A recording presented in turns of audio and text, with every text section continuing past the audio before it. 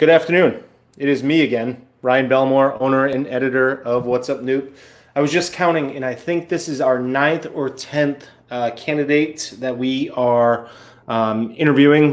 We have been interviewing the Newport City Council candidates. There are 19 of them. There are 12 for at-large, 2 for Ward 1, 2 for Ward 2, and 3 for Ward 3. So we're getting through them. Not that we're in any rush at all, because it has been, and take it from me, because I've watched them all and participated in them all. It has been so fun spending time, and it's been so educational spending time with candidates. You know, some candidates who have been on city council who I thought I knew a lot about. I've learned, silly things like the reasons they love Newport, and also how they feel about schools and COVID-19 and affordable housing and things like that. So I encourage you, if you have the time, or if you want to learn about a new candidate that is on, your ballot, this is a great opportunity to do so. This opportunity provides the candidates to answer questions and take as long as they need to answer them, to go in depth with answers, and really an opportunity to get to know the candidates. With all that's happening in COVID, it is very difficult for them to go door to door, very difficult to host fundraisers. So we hope that we're filling a small void and helping you connect with the candidates this election season. Just a reminder, once again, September 8th, primary. So all Newport voters will be voting on September 8th. It is a nonpartisan election, so no matter where you fall on the dial, you can go and vote and choose out of the 12 candidates. You can vote for up to 4. The top 8 will move on to November 3rd. And again, all can vote, and that is a nonpartisan election as well. I will say Ward 3 has 3 candidates, so they will have a primary as well. But we have an at-large candidate joining us today, and it's always fun getting to know the candidates and why they're running. And Elizabeth Forte joins us, and hello. Hi there. How are you? Nervous, but good. There's no reason to be nervous. Hey, it's my first time running for any civic office, so yeah, it is nerving for me. So all right. Well, first, you may have an opportunity to correct me. Am I saying your last name right? Yes, you are. Okay. Perfect. Yes, you are. Normally when I see last names, I Google them and see how you pronounce it, and I was like, you never know. Right. So in Spanish, it's strong. Okay. Very nice. So, why don't you tell us a little bit about yourself? Who you are, what you do for a living, and why you chose to run for office. Okay. First, I want to thank you. Definitely, like you said, this is a platform that in these unprecedented times that we are confiding more to you so that citizens of Newport can get to know us a little bit better. And I so appreciate the opportunity. So thank you. And thank you for educating our citizens through your platform. So as you said, my name is Elizabeth Forte. And I said before, I am nervous. So I have notes in front of me because the nerves will get the worst of me. And I want to take advantage of this platform and make sure that I can clearly say everything I need to say and what people need to learn about me. And I'm running for city council at large. And I wanted to be proactive and be part of the change in Newport. And for myself and for the citizens of Newport, that we keep hearing that they are upset, that some are angry, that they're not being heard. I too feel that, and that's one of the things. You can either be part of the problem or part of the solution, and I think I want to be part of that solution and help make sure voices are heard. I am a Latina mom and grandmom, and I've been living in Newport for over 20 years, and I work as a community organizer, and I bring over 20 years of community organizing experience. And through that capacity is that I feel I have a strength that brings into City Hall that will help us have a balance on the leaders of of city council. And through my work, I've, learned a special tool for me that's so dear to me, and is the tool of effective listening and clarifying questions. So that's something that I always bring with me in the work that I do, and I can bring that with me to City Hall.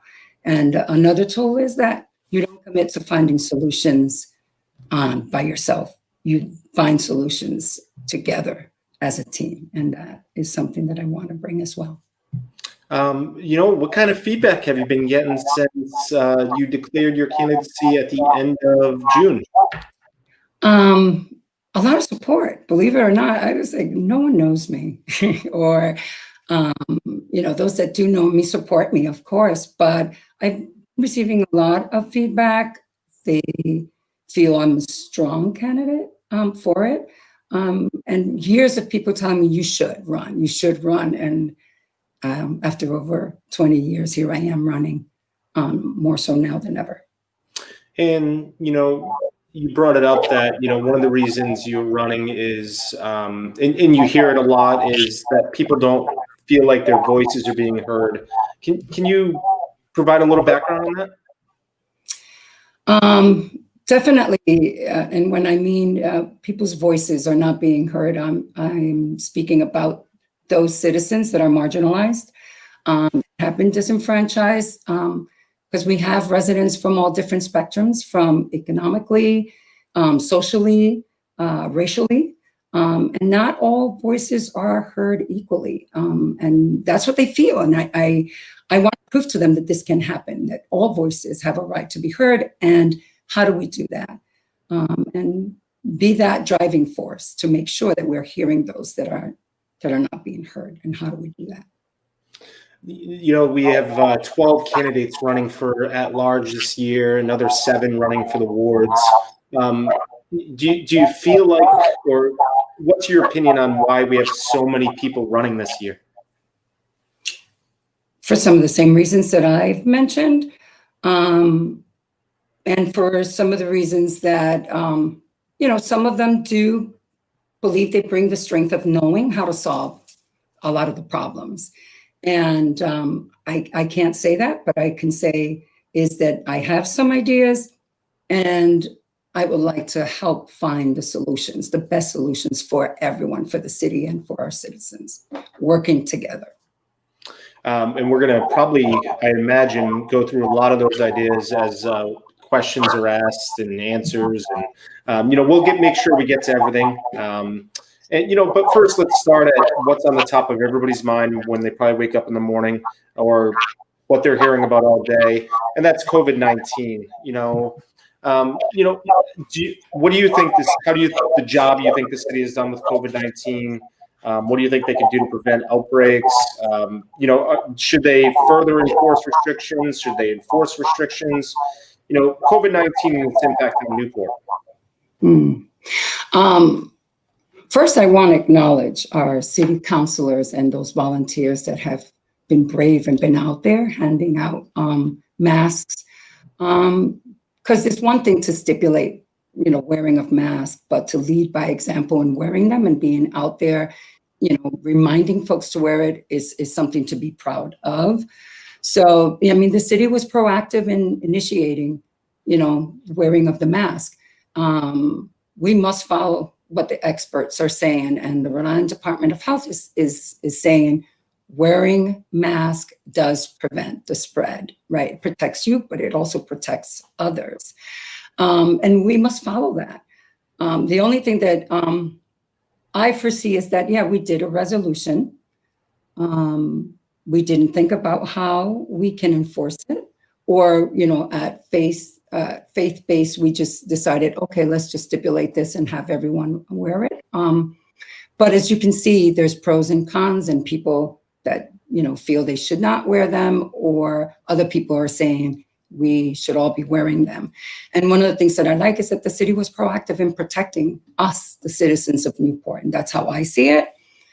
But I definitely, this is for the long run. I would also recommend that, if this is going to continue to be wearing masks, that we seriously think about making this an ordinance for at least the 2021, summer season or tourist season that's coming up. Because as it's an ordinance, then we can strategically think about how we're going to enforce it. And it could be an entity of maybe the police. And when we're talking about ticketing or when we're talking about whatever that enforcement is, we need it to be at least an ordinance to enforce it. A resolution was a start, and we learned, right? But we just need to expand on that now that we've tried it, and we need more. One of the things is the new council will sit in December, and more than likely, looking at what science says, is we are still going to be, challenged by COVID and still be fighting COVID and still be living with COVID is the word I'm looking for. There's obviously the economic impact on the city of COVID, on businesses, on families. Some ideas that you might have of, things we might need to do to keep the city as well as businesses afloat?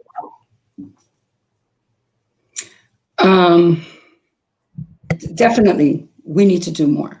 And again, this is new. So we are trial and error. We're trying things. And if it doesn't work, let's jump back into our seats and start developing what can at least alleviate the hardship that our businesses are experiencing. The city did a great job in looking at the businesses. How can we give them more space? How can we expand? Indoors is something that cannot happen. So now we're outdoors, but we need to do more. Let's continue to look at pushing how we can help them, at least for the remainder, while the weather is still good. Our businesses are suffering, and we know. It's definitely looking at the state to see, is there more federal dollars that can help our businesses? And again, it's talking with our local businesses to say, what is it that you're seeing? And each business will differ from each other, their needs, but it's working with them to acknowledge, we hear you, how can we help you? And then find those more lucrative ways to help them bounce a little bit back. But we just can't think about just the businesses. We're also looking at their staff, right? That depend on, if they have work, they can live, they have money to pay their bills and so on. So it's a trickle effect, and we need to help each other for sure. Something that's been said and heard over the last several years, I feel like it's been said forever, is Newport relies too heavily on tourism, hospitality. All of our eggs are in one basket. Another hotel, hotels. Do you think Newport relies too heavily on its bread and butter, tourism, hospitality? What alternative industries should the city look at developing? We do. We do. And thank God we have that. We have the hospitality and tourist industry that keeps us afloat and gives us, the funding for us to fix our streets and do whatever we need to do. But a lot of it is based on hot weather, right? All of those activities are based on hot weather, or our heavy tourism impact is during the summer months. We need to be more lucrative in thinking about during the not summer months, right? Just because fall comes in and winter comes in, that doesn't mean that there's not opportunities to make more money year round. We're losing the sight of the things that we don't have that invite families and invite people to come and spend their money here during fall, during winter. Definitely, I would look at year-round indoor attractions that island-wide does not exist, right? So, we know that families that come to Newport do not have the options of having family kid-oriented attractions. That's something that we are missing. Bowling alleys, a public skating rink, during the winter. We talk about, all these places launch and activities that families and kids can do. We don't have that here. And when we talk about our youth, what do our youth have to look forward to, even in the summer or even, during the fall and the winter? Money can be spent here year round. We just need those, activities, indoors activities that will attract people to come here during the months that, winter or fall. I'm going to spin off that one a little bit and bring up the question how I actually originally put it out there is, how do you make Newport a more attractive and affordable place to live? What I've been adding to this is, and you just hit on it, how do we make Newport more attractive and affordable place to live? And how do we make it a place that families want to be? Well, like I had mentioned a little bit about, there's really not much for families to do in Newport. We know our parents want to do fun things with kids. There's not much indoors and much more outdoors. But I recommend when we're looking at, because we know of the shortage in housing, incentivizing developers to create more mixed income housing, incentivize developers who want to build in Newport. And we talk about low income housing, and we talk about, that 10% of HUD recommendation of affordable housing. That 10% is a minimum. It's not a maximum, right? And when we're looking about affordable, we hear affordable, we keep hearing it's low income housing. We know we have low income housing, and we're fortunate to have the Section 8 opportunities that are here for residents to live around anywhere in the city, not just segregated in one area. But we also need to bring this attainable housing that now keeps showing up more, which is that maybe 70 to 80% income of our population. And when you look at our workers from the restaurants, our workers from the hotels, and our workers that keep the economy going for the tourist industry, they can't afford to live here. But they make enough money that they don't need subsidies, but they don't make enough money to live here. And the cost of living in Newport is extremely high. And then, so another thing that I pointed out here is that, we talk about if a person is making $60,000. So even data keeps demonstrating that in order for you to live comfortably in Newport, $60,000 is an income that you will need that will keep you at least comfortable. But if you are making $60,000 and you decide to have a family, that money becomes a smaller amount of money. And people are spending more than 70% of their income to keep a roof over their head.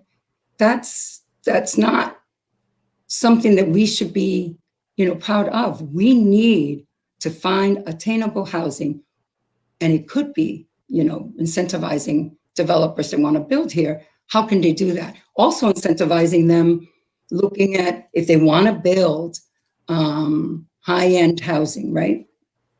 That maybe they can allocate a small percentage for our attainable housing, because we're going to need to keep our workers and of the hospitality industry living in Newport. They're going over to Fall River because it's affordable to live. And we talk about the workforce. That is part of the workforce that we need to find housing for. So I think, when we talk about affordable housing, we seem to be doing okay with low income housing. And we seem to be doing okay with the high end housing, with Airbnb or short-term rental. Those are high prices. But then looking at that population that keeps us afloat, keep the businesses afloat that need to live here, and they spend their money here, right? So if they live here, their money evolves here, and they pay taxes here. One of the stories I share all too often is my friend Allison at Dr. Martin Luther King Jr. Community Center often talks about those people. It may be a bank teller, it may be somebody bagging your groceries, it may be somebody in a kitchen. You see them and you don't think of them as needing the resources and needing an extra hands. But when it comes down to it, and when they go and pay their rent by the end of the month or something else, and they can't afford to feed themselves and they're using the resources. Throughout this whole thing, I said, if you really want to know how the country is doing, how our community is doing through COVID-19, look at the shelters, not the stock market. The shelters are being used more than ever Yes. And that is reflective of what impact it's having on our local economy, which matters more than the bigger economy, in my opinion. So I agree. It is getting, I think affordable housing is what, less than 30% of your salary? Affordable housing, that seems to be more of low to moderate income housing. Yeah. Yes. Yeah. And it's 30%. But then when you're looking at, you're spending 70% of your income to just have a place to call home and sleep at night. And it's sad. It is. And it's not doable. Other places are doing it. We just need to start, first of all, recognizing that we need to do this. And second, finding the ways to do it, because we can. Yeah, and people are working 4 or 5 jobs just in order to pay that. And, the quality of life issue is certainly a big one as well. Yeah. Let me see here. I wanted to bounce off of that. Oh, I know where I wanted to go. The North End. I think it ties with this question pretty well is, what would you like to see in the North End to maybe solve some of your priorities, or what do you think would be the best use of the North End? What does it look like in 10 years? It's the best use for everybody in the community. Definitely it's the ideal time to step up more and look at what the North End can do. So connecting the North End with the rest of the city shouldn't be them versus, one side or north side or south. We are all one Newport, and the North End is Newport. But for some reason, because of the off-ramp of the bridge, that divides happen. For you to go downtown and you live in the North End, you have to go all the way around, either towards 3rd Street, or you have to go to, Broadway. One of the things that we need is to make it all inclusive. And when you talk about housing, we do have the highest concentration of low-income housing and moderate housing in North End. But we have people that are there in low income and moderate housing that want and are ready to move out, so that low income housing, you that talked about homeless, can be, benefited by someone else who might need it. But there's nowhere for them to go. Because if they leave it, where are they going to go? They cannot afford, but they make enough to move to a private sector where can be obtainable. Maybe looking again at that 70%. So we also need to look at what's happening in the North End. When you talk about jobs, the jobs that are coming, through, developing even with Capianato, it's more hospitality. It's more tourists, in industry going in there, whether it's restaurant stores, retail stores, or whatever. That still is going to be populations that can't afford to live in Newport. But then again, it's looking at, there's opportunities to build high-end housing if you want, but at least get our developers to allocate a percentage for those folks that really want to stay in the North End, but really don't need a low-income, housing, and can continue to live there and pay for a rent that is within their means and in their income. But definitely, we've got to make the North End developing right. We need to step in, ask all the questions, talk with the community, get the information. I mean, we see it with what NBBJ, did. Those types of things get people talking, and we get to learn what is it that we need to do. How else can we lucratively invite developers to come and give, not what just the community of the North End need, but what the entire city, because it's part of this city. Do you think, I just thought about this for the first time, I wonder if Newport, Middletown, and Portsmouth, I would really have to think this, so you don't have to answer this or comment on this. I'm just wondering, why wouldn't the 3 communities come together? In some communities have more space than others, and try to tackle and make all communities, 20% affordable house. Rising seas bring everybody up. Just Right. something I thought of. It's a story idea, I guess. Very good question. Yes. Very good question. Um, where do you fall on the school? Do you support school bond? In case everybody's watching, this is the first video you've seen. In November, Newport voters are going to vote on a school bond that would put an addition at Pell Elementary School, and then it would build a new Rogers High School. As a candidate or as a city council member, do you support it? And if the bond fails, what does the city do to address school building needs? Yes, I support the bond. I support the bond 100%. We have to support it. It's for our children. And we've asked our current city leaders, right, to allow the taxpayers to decide in November, if they should front the cost of paying for a new high school and adding the addition over at Pell School. If the bond passes, we know we will benefit from the state's reimbursement for years to come, right? But we should also be looking at incentivizing our taxpayers of Newport for their contributions and investment in our children. I honestly do believe, because it's something that didn't happen overnight, the deterioration of Rogers High School. It happened for years. And for us to have let it get into the conditions that it is totally not acceptable. For years, it's been breaking down. And for years, we've been hearing kids talking about, leaky roofs and the smell of whatever's going on that doesn't smell clean. This is something that happened for years. But now we're at the opportunity that, get reimbursed. And I believe I read something that it said it would cost, I guess, a cup of coffee to, utilize the bond and so on. But yet we're still asking the taxpayers. We're asking the taxpayers to continuously cover for our neglect. And we just can't continue to do that. So that's a proposal that I personally believe that we should really think about. But then we have to look about, if the bond doesn't pass, if it's defeated, where are we going to get the money, first of all, to upgrade Rogers? Because we're going to have to find a way to upgrade it so that our kids can continue to go there safely.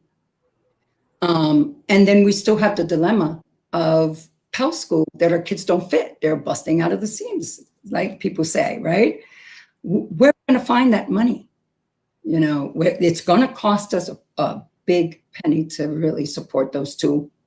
And we're going to have to. There's no other way. So I just ask the taxpayers to think about, when they go and vote, think about those two scenarios. Definitely, if the bond passes, the reimbursement will be great for us, and we will reap that benefit for years to come. But if the bond is defeated, where are we going to get the money? Because we're going to have to, and also pay rent to fit the rest of the children that don't fit in Pell. And we did that for years, right? With the Kennedy School. I just put it out there. Let's think about these two scenarios that are crucial, and our kids deserve an upgraded school. And the reimbursement is 52.5% on I guess the whole bond item, because they're put together. So 52.5% reimbursement, and it's a little over 100 million total. And as I woke up to a previous conversation is, if a bond fails, there's still going to be a cost, because there still has to be work done that could possibly cost more than what the bond would have cost. And it will be just a temporary quick fix. So we will still be in this conversation again, regardless, if the bond is defeated. And if it's defeated, unfortunately, then we are forced to start talking again about regionalization that we've heard of our neighboring towns say no. Yeah, where do you fall on regionalization? Do you think the conversation was had enough? Do you think we should have explored it at all? Do you think we should explore it down the line? I'm a firm believer that you can knock on the door, and if the door doesn't open, let it go. And we've attempted to have those conversations with them. There are some in Middletown from town council that wanted it, but if you don't have everyone agreeing, it's never going to work. We're going to continue to talk and talk. Years will go by because this has been conversation for years. We can't continue to do that. So I'm just saying, we ask our city leaders to put it on the ballot in November, and our taxpayers will speak loudly as to where they sit on this bond. And I just hope they think of those two scenarios when they do cast their vote. Another big topic, and one that's been going on for years, and we've seen it come to light during the COVID, and we've seen marches in the city, we've seen events in the city, we've seen city council address it in one way or another, and systemic racism. Do you believe systemic racism is a problem in the city, state? Do they need to address it? What other things do we need to do? As a Latina woman of color, I've been working for over 20 years with residents that are racially and socially oppressed. And I know very well some of the inequities that exist in our city. What we do need to acknowledge as a city as a whole is that we have not done an excellent work promoting it, that Newport is a city that welcomes diversity in our comprehensive land use, or in a resolution or as an ordinance, that we welcome all, that we want to be as equitable as possible, but there's nothing in writing.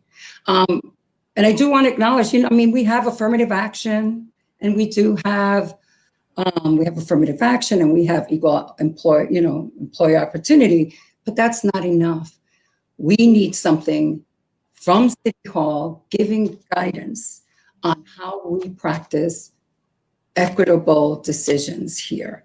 That it is always looked through the eyes of equity when any time City Hall makes a decision. And we haven't done a good job in putting it in writing. And I think we need to do that. I believe wholeheartedly that once we acknowledge that in public, the healing will begin and the work can continue of how we develop either language, statutes, resolutions, ordinances that the entire city, especially those of our Black and Brown cultures and those that have been socially oppressed, will feel confidence in City Hall because they have their best interest. And not only will you can read it, but they say it constantly and practice it. But we need the guidance. We need a guidance of how City Hall can do that moving forward. I've heard from many believe that, some other ways that could be some improvements is recognizing the past of Newport and addressing it, and holding ourselves accountable for some of the things that have happened in Newport over the last 400 years. Mm-hmm. And some people are also to bringing education of other history than white history to schools and putting that in forums and agendas and things like that. Do you think some of those things will help? 100%. 100% we need to look at our curriculums in school and how do we make them very diverse? How do we educate our children and our children's children about, first of all, it's rich history here. It's not just about the mansions and, and the ghost or whatever it is that people keep talking about. We have these rich, diverse culture history here that we need to implement in our schools. It is, and I can give you an example. I've worked with children in the North End from the Newport Housing Authority, And they live in the North End. They did not know a lot of history of the North End. And we did some research and we talked about Castlewood. Not a lot of people know what was Castlewood. And these children took pride enough to say, we owned a mansion in the North End. That it didn't last long, but there's a story that went there, and they can continue to talk about it, and they educated their parents about it. They take pride. And when you have pride of where you live, everything is much more better, because you, one, participate, you take ownership, you feel that that history resonates with you and it is you, and you feel I belong here. But by us not acknowledging that we have not done a good job in the history in books in Newport, that also sends a message of there's this separation. Who decides what histories make it, right? And especially in Newport, where there's so much rich history here, I think, yeah, I support that. Why not? Think about the field trips just in your backyard. Yeah. Yeah. We've jumped around, talked about a lot, but maybe we should go in further depth with, I don't know if you made a wish list, if you made this is my priority list, or a list basically that you're hearing from friends, family, voters. What would be some of your priorities? Yeah, of course, I've made a wish list, but I don't think, everything I wish for is going to be granted, right? But I would like to focus on implementing policies that is crucial and beneficial for everyone in Newport. And definitely is one looking at, has been tossed around, community benefits agreement. It's something that I would like to see. And I would love, the opportunity to work with city council, staff, local businesses and residents to talk about what a community benefit agreement policy can look like. We need it in the sense that it protects the residents, it protects our businesses. And what better to send a message to our citizens in Newport that, we've put a policy that will always think about you. Where are you? Are you at the table when decisions are being made? Community benefits agreement helped make sure that this constantly happens. And that's what we need, especially if there is a construction project that's down your street and you don't know, what's happening. Community benefits agreement, anybody that wants to construct anything in Newport would have to follow the guidelines of a community benefits agreement. Have you talked to the neighbors? Have you had them sit down at a table? What would they like to see that you as a developer can give them? What benefits do they need? Oh, well, if you want to build that complex there, can you fix our streets? Or can you put a stoplight? Or whatever that is benefits that developers can give back. And how do you institute what they give back to really go directly to those affected by whatever projects are being built? Especially those that are going to be affected by any construction. And we know with the ramping of the bridge, and we're looking at, constructions that's going to be happening in the North End. Now would be the ideal time to institute a community benefits agreement. Excellent.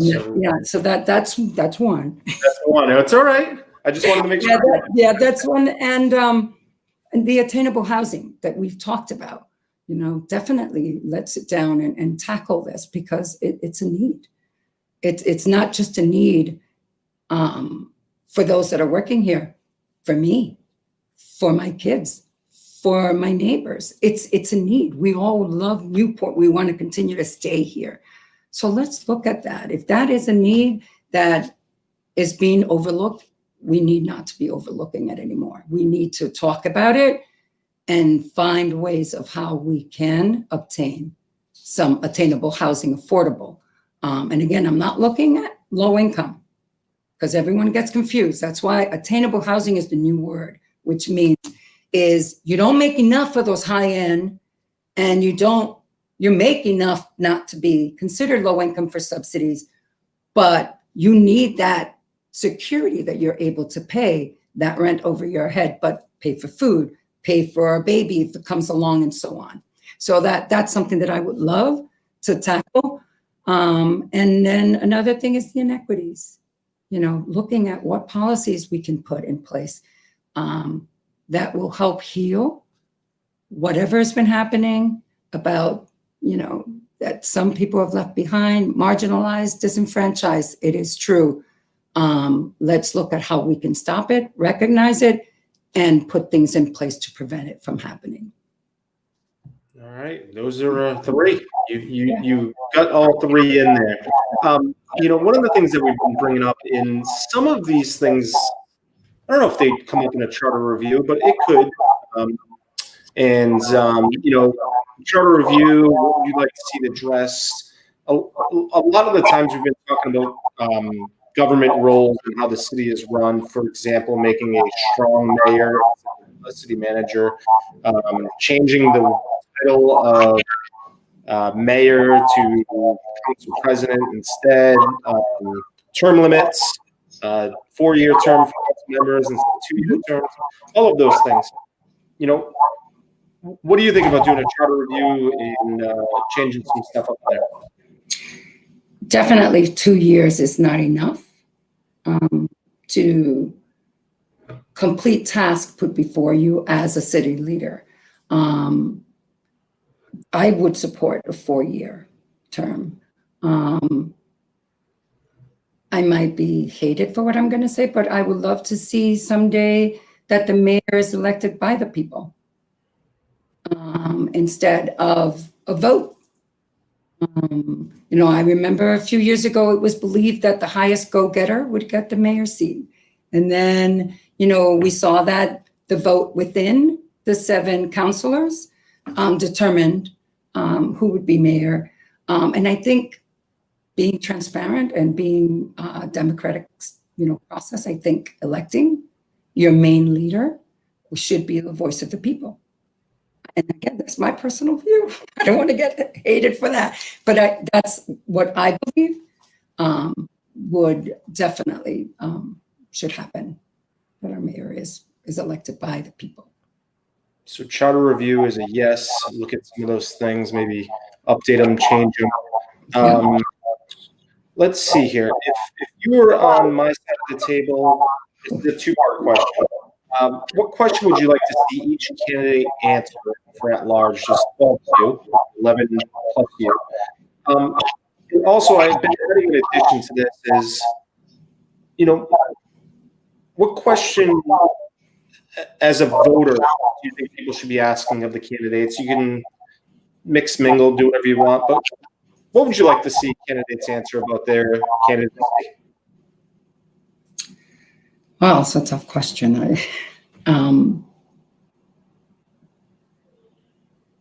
Definitely,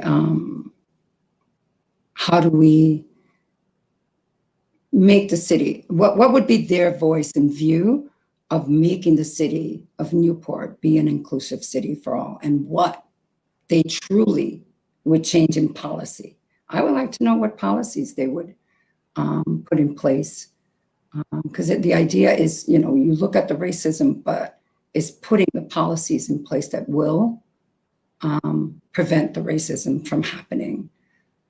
It's thinking about policies and looking at the current policies that exist. Which ones would you delete or change or modify? Because we not all of us like the policies, but there's some policies that need updating. And I think every city council person should visit those policies and say, well, this is really outdated. This needs improvement. It doesn't go with the era that we live in today. Now, I know this is the question that made you nervous and what probably kept you up last night. And, it's a tough one to answer. But I like to add this one, and I've really enjoyed I've really enjoyed doing this entire series, but I've really enjoyed just everybody loves something different about Newport, or calls Newport home for a different reason. So, some of the things you enjoy. Some of the things that I enjoy, definitely, it's small enough. It's not a big city. I love that it's big in its ways, but it's small enough that you get to recognize faces and see people and meet people. I love that it's not like a Providence or a Boston.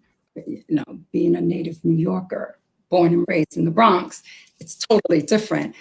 But I love that Newport was so comfortable for me to allow me to stay here, want to stay here, struggle to stay here and live here and be involved. I don't think in a big city I would have been the person that I am and hold the positions that I hold. It's comfortable. It's home. It's home. It is totally home for me. And I don't want to leave. I don't want to go anywhere else. I don't want to go to Middletown. I don't want to go to Portsmouth. I want to stay in Newport. It's a place that I've called home. My children have called home. I have family here. But it's in, you know, even from City Hall, you see those faces, you know them. You walk, you know, among them in the street and you get to see them because it's not a big city. I don't know what Providence does with their town councils or city council people, but here it's all at arm's reach. And I like that. I like that we're close. And even though we are inundated, which we need, tourists, which is great during the summer, we know that that's going to end soon and we go back to our, you know, our own city and our community and our ways of being. And I love it. Yeah. You know, what, 12 more days left in August, 11 more days left in August. I don't know where the summer went, but hopefully people still continue through fall and support the businesses here of all sorts because they certainly need it. Elizabeth, what did we possibly miss today that's on your mind, that's maybe a priority that you want to share, anything at all? I think the key questions you guys put before us were important questions and greatly needed to have open discussions about them for sure. But for me, you know, it is talking about, and you started talking about it at the beginning, the uncertainty of this virus and how we have been able to adapt quickly and move things around from working from home. Newport is a resilient city. It didn't stop us. On the contrary, I got to see so many citizens of Newport helping others, from the food banks, making sure resources were there, calling. And one thing that you know, that I saw was these robocalls going out in Spanish and in English. You know, things that, you know, during COVID, and we still don't know what's going to happen come fall and come the winter, but we know what we need to do. We bounce back, and even if it's a quarantine, although we wouldn't want that, but we are resilient, and is looking at what else can we do to help those that were not so resilient, right? Because we have our elderly, we have, even with the children's, when we saw them with distance learning, mentally and emotionally was hard. It was being more vocal about making sure everyone is okay. But yeah, you talked a little bit about it, and it's so true. And everyone just wish that we wouldn't have to go back.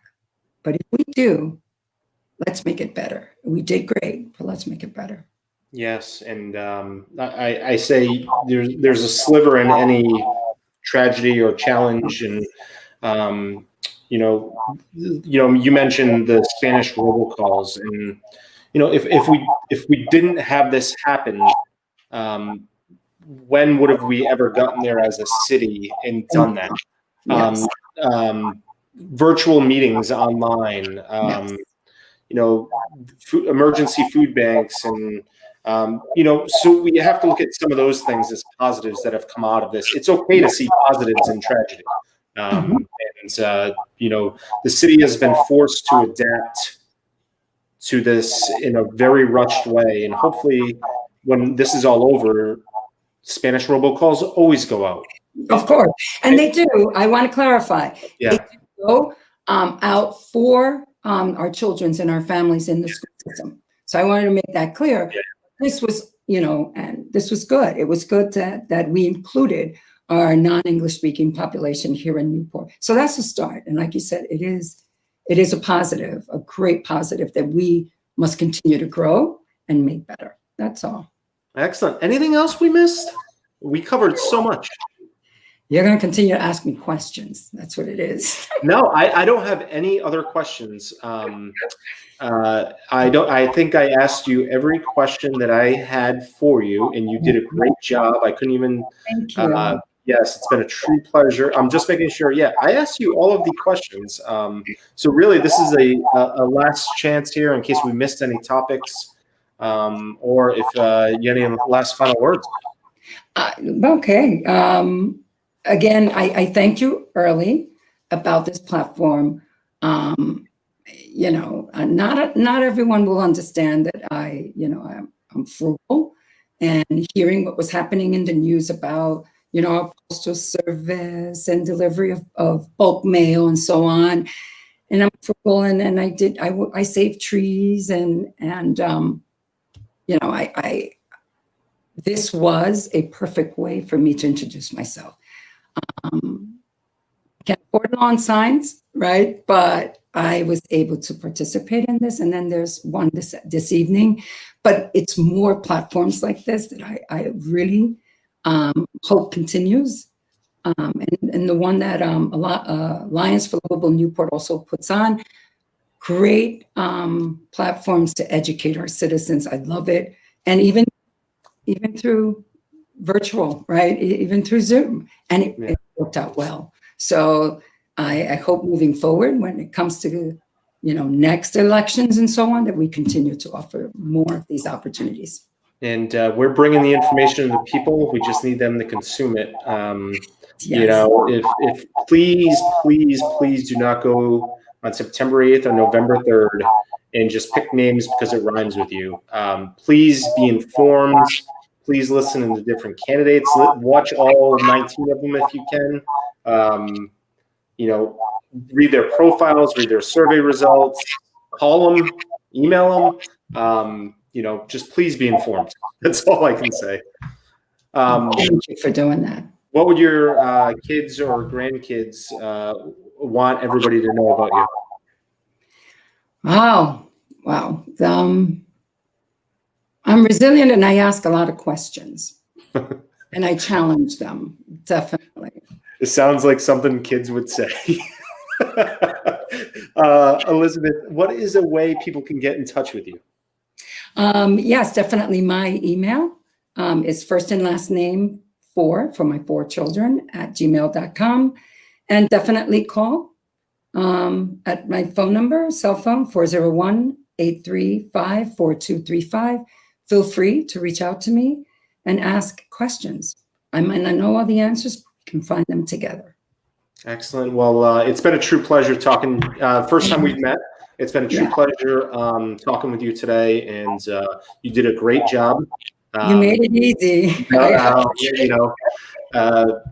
There's nothing tough here. Just sharing opinions and talking about the issues we all care about. So I appreciate it. Very best of luck in the upcoming September 8th primary, and we will talk to you real soon. Thank you so much for that. All right, so Elizabeth, thank you very much. If you would like to go back and watch any of the discussion that Elizabeth and I just had, you could go to our Facebook page. You go to our YouTube channel. Most likely, if you're watching this, you can just rewind as soon as I hit end. If you're looking to find out more information about any of the other candidates, I think we've interviewed 9 or 10 of them now. So we have 9 more to go. Hopefully, all of them want to participate. This platform is here for them. And we've done it this way because we believe that giving candidates a way to connect with the audience is very important, and the way to explain their answers and their thought processes. Sometimes, and you've heard me say this if you've watched a couple of the videos, A 1-minute answer or a survey result on paper can either be perfect for a candidate or it could be trouble for a candidate. And because it's tough to put everything in such a short response. And, we hope all of these videos provide you with the information you need. And I hope you watch as many of them as you possibly can and learn about all the candidates. We have some amazing, amazing citizens that are running, all of them. All 19 of them are amazing, and our hats off for all of them for running for office. And it's been so fun learning about each of the candidates and about our neighbors and about people who live here in Newport and on Aquidneck Island. So full Newport City Council voter guide is on whatsupnewt.com. Also our video. In that guide, you can see every single video we've done. So please do check them out. If you are a candidate, you haven't gotten back to us, now's the time. I would like to finish these up sooner than later. I would like to finish them up by mid next week. So if you want to participate, please get in touch. Have a question, have a candidate from another race, also get in touch, Ryan at whatsupnewt.com.